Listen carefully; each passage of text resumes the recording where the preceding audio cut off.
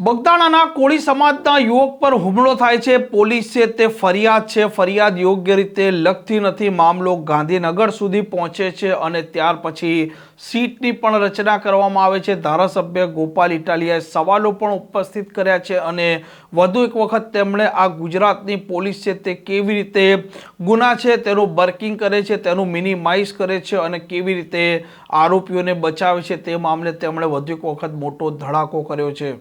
વૈષ્ણવજન તો તેને કહીએ જે પીડ પરાઈ જાનાને રે।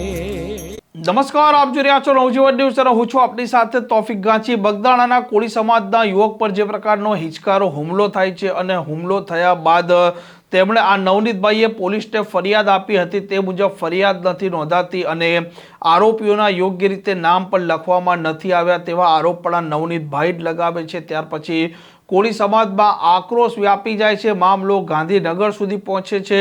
મુખ્યમંત્રી ભૂપેન્દ્ર પટેલના નિવાસસ્થાને કોળી સમાજના ધારાસભ્ય, સાંસદ અને મંત્રી પરસોત્તમ સોલંકી સહિતના આગેવાનો ત્યાં જાય છે અને નવનીતભાઈ પર જે પ્રકારનો હુમલો થયો છે તે મામલે તે ન્યાયની માંગણી કરે છે અને ત્યાર પછી સીટની રચના કરવામાં આવે છે, તપાસનો ધમધમાટ આગળ વધારવામાં આવે છે અને ધારાસભ્ય ગોપાલ ઇટાલિયા પણ આ ફરિયાદ પોલીસે જે પ્રકારે નોંધી છે તે મામલે તે સવાલો ઉપસ્થિત કરે છે અને તે ત્યાં સુધી કહે છે કે ફરિયાદ નોંધાયા બાદ જ્યારે કલમો લગાવવામાં આવે ત્યારે કેટલાક કિસ્સામાં આરોપીઓને તેનો લાભ પણ થતો હોય છે। અને હવે વધુ એક વખત ધારાસભ્ય ગોપાલ ઇટાલિયાએ આ ગુજરાતના પોલીસ સ્ટેશનમાં જે લોકો જઈ રહ્યા છે અને તેમને કેવી તકલીફોનો સામનો કરવો પડી રહ્યો છે તે મામલે તેમણે સવાલો ઉપસ્થિત કર્યા છે, જેમાં તેમણે તેમના ફેસબુક પર લખ્યું છે કે ગુજરાતમાં કોઈ પણ ગુંડા, બદમાશો કે અસામાજિક તત્વો વિરુદ્ધમાં ફરિયાદ લખાવવા જાઓ ત્યારે પોલીસ સ્ટેશનમાં ગુનેગારોને નીચે પ્રમાણેનું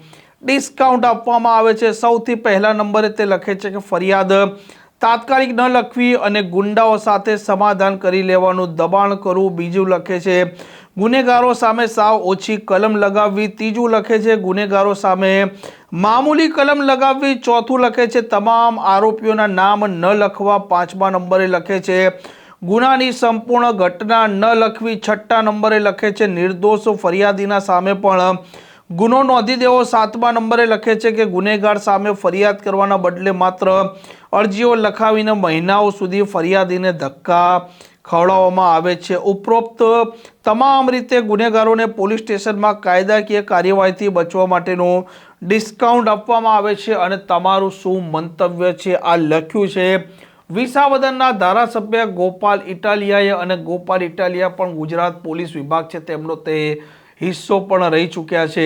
આ પ્રકારના સમાચાર માટે નવજીવન ન્યૂઝ ચેનલ સાથે જોડાયેલા રહો। નમસ્કાર।